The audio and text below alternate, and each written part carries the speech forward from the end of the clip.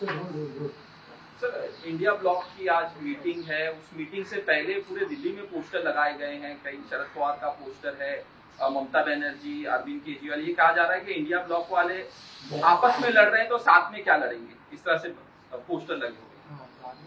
हम आपस में नहीं लड़ रहे हैं, हम 2029 की लड़ाई की तैयारी कर रहे हैं।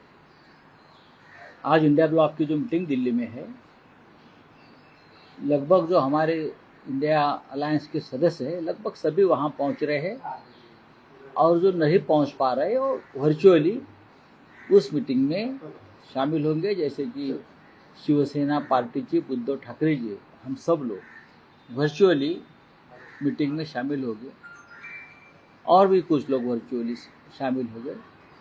देखिए, इंडिया ब्लॉक, इंडिया अलायंस एकजुट है, एक रहेंगे और आगे की रणनीति तय करेंगे राहुल गांधी जी के नेतृत्व में। मैं सुन रहा था ये पश्चिम बंगाल में जो लोग सत्ता पे आए हैं, हाँ, उनके दिमाग में हवा चढ़ गई है सत्ता की। वो बोल रहे थे कि इंडिया ब्लॉक में क्या बचा है, और ममता दीदी के बारे में कुछ बोल रहे थे। ये ठीक नहीं है। इंडिया ब्लॉक में क्या बचा है, इंडिया ब्लॉक क्या है, इंडिया अलायंस क्या है, ये 2029 में पता चलेगा। जिस तरह से आप चोरी और डकैती करके चुनाव जीतते हो ना, ये हम नहीं करेंगे। आप आत्मचिंतन करिए, आप कैसे जीत गए, कैसी सत्ता अपने कब्जे में ली। इंडिया ब्लॉक इस प्रकार के घृणास्पद कार्य कभी नहीं करेगा। हम सीधे आपसे लड़ेंगे और आपको हराएंगे। और आज की जो बैठक है वो आगे की रणनीति तय करने के लिए। सर, राहुल गांधी की लीडरशिप पे सवाल उठाए जा रहे हैं। कोई सवाल नहीं है, राहुल गांधी जी के लीडरशिप पर कोई सवाल नहीं है। नंबर एक, हम लोग ये जरूर कहेंगे कि 2029 के चुनाव में जाने से पहले हमको एक ऐसा चेहरा लेकर जनता में जाना होगा इंडिया ब्लॉक का, कि हमारा चेहरा है प्रधानमंत्री पद के लिए। ये उद्धव ठाकरे साहब की भूमिका हमेशा रही है और इस बार भी रहेगी। तो 2019 में जो है तो 2019 में तो ये बताया गया कि एजेंडा क्या रहेगा। क्या है बीजेपी के पास, क्या एजेंडा है? बीजेपी का एजेंडा नहीं हो सकता, बाकी सब एजेंडा यही है, ये भ्रष्ट लोगों को हटा दो, ये देश लूटने वाले झूठे लोगों को हटा दो और देश की रक्षा करो। ये राष्ट्रभक्ति का एजेंडा है, ये देश की रक्षा का, देश के सम्मान का और देश की प्रतिष्ठा का एजेंडा है। बाकी तो एजेंडे लोग बनाते हैं 10-10 पेज के, उसमें कोई नई बात नहीं होती है।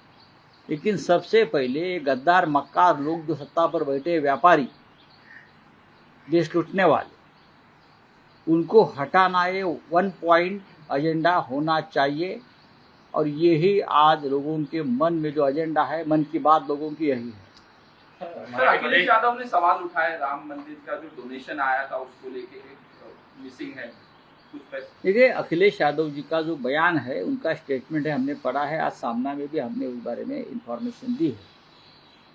अगर ये सच है, अखिलेश यादव उस राज्य के मुख्यमंत्री रहे, उत्तर प्रदेश के और देश के एक महत्वपूर्ण नेता है। अगर अखिलेश जी ने एक बात कही है तो उसमें जरूर कोई तथ्य है।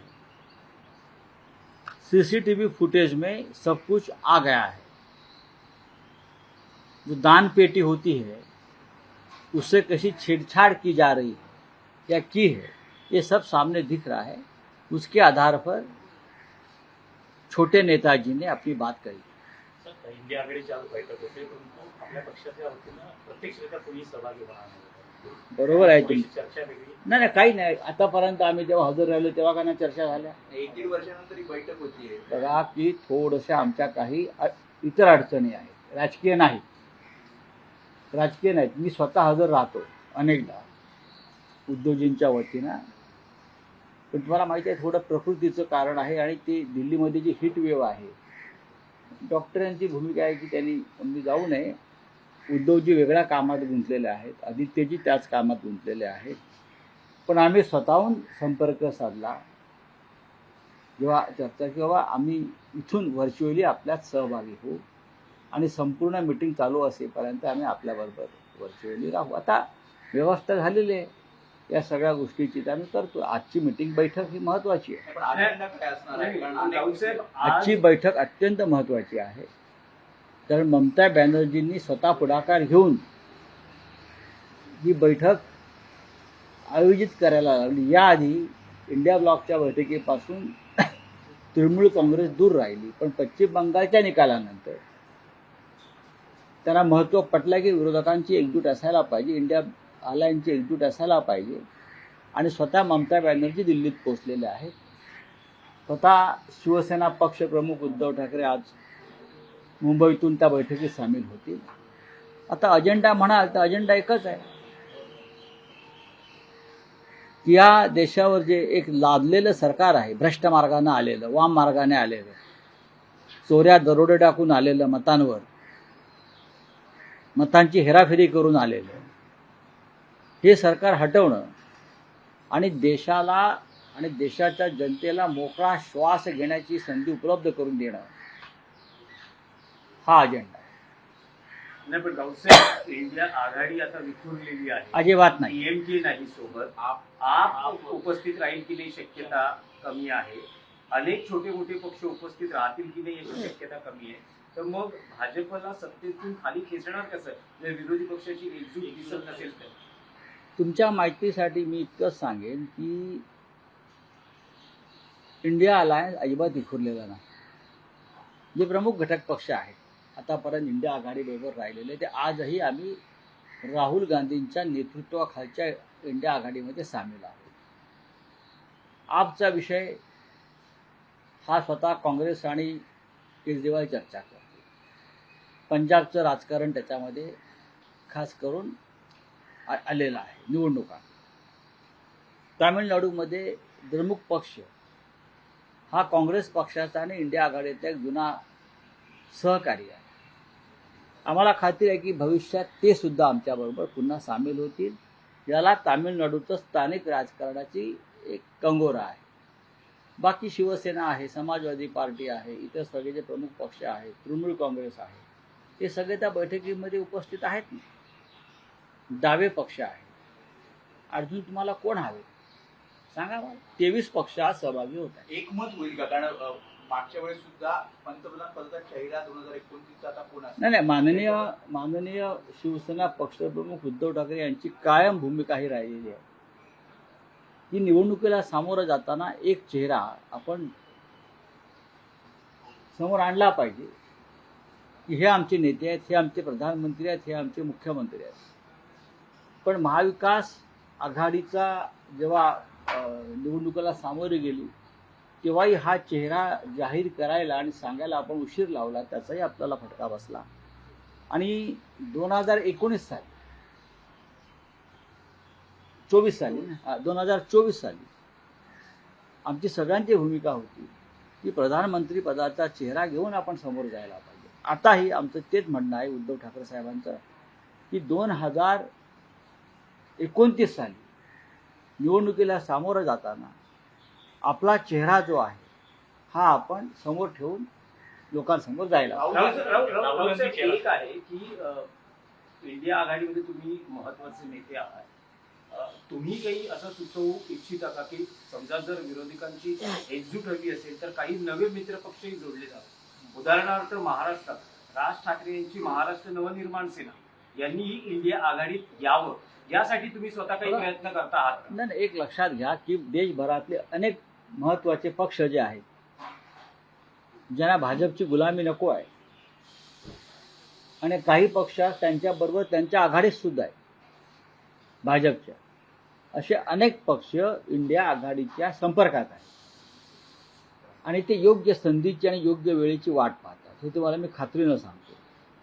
ज्या क्षणी लोकसभा निवडणुका होतील ती घोषणा होईल त्याच्या आधी अनेक जगजीवन राम जे आणीबाणीमध्ये जगजीवन राम बाहेर पडले होते काँग्रेसमध्ये, भाजपातून किंवा त्यांच्या आघाडीतले अनेक जगजीवनराम हे आमच्या बरोबर आलेले असतील. नाही राऊत स्पेसिफिक प्रश्न आहे की तुम्हाला असं या क्षणी वाटतं का महाराष्ट्र नवनिर्माण सेना हा पक्षही इंडिया अलायन्स मध्ये जोडला जावा?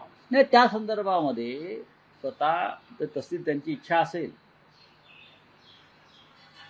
राज ठाकरे यांची, तर मला असं वाटतं की ते उद्धव ठाकरे साहेबांशी चर्चा करून त्याबाबत दिल्लीतल्या प्रमुख नेत्यांच्या समोर हा प्रस्ताव ठेवला जाईल. शेवटी बघा, हे आघाडीचे आम्ही मालक नाही आहोत, कोणी मालक नाही.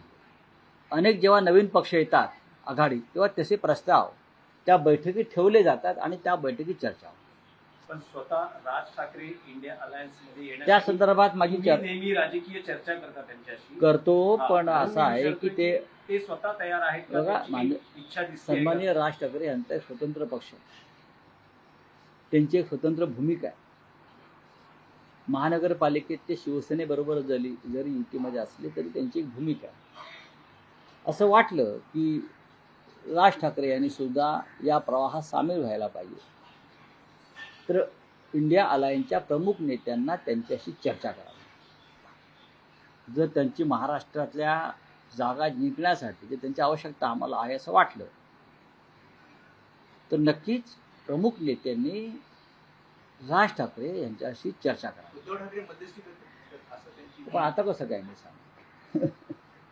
नाही राऊसाहेब, एक महाराष्ट्राच्या राजकारणातला विषय आहे. राज्यसभेसाठी छगन भुजबळ इच्छुक होते, पण त्यांची जी अट आहे ती मान्य करण्यात आली नाही आणि त्यामुळे एनसीपी अजित पवार गटानं वेगळा उमेदवार त्याच्यामुळे प्रफुल्ल पटेल यांची अट मान्य झाली आणि त्यांचा माणूस राज्यसभेचा उमेदवार झाला.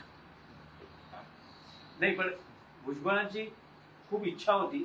ते आता सिनियर आहेत पक्षात, ऑलमोस्ट अनेक मोठ्या नेत्यांबरोबर काम केलेली सगळी मंडळी राज्यसभेत आहे. राज्यसभेत जायचंय, मग राज्यसभेत जायचं छगनरावांनी. पण त्याची अट होती मग की अटी आणि शर्तीवर तुम्ही राज्यसभेत कसे काय जाऊ शकता की मी जातो आणि खाली माझ्या मुलाला, पुतण्याला, भावाला द्या. मग इतके ज्येष्ठ नेते ते त्यांची अट मान्य व्हायला हवी होती.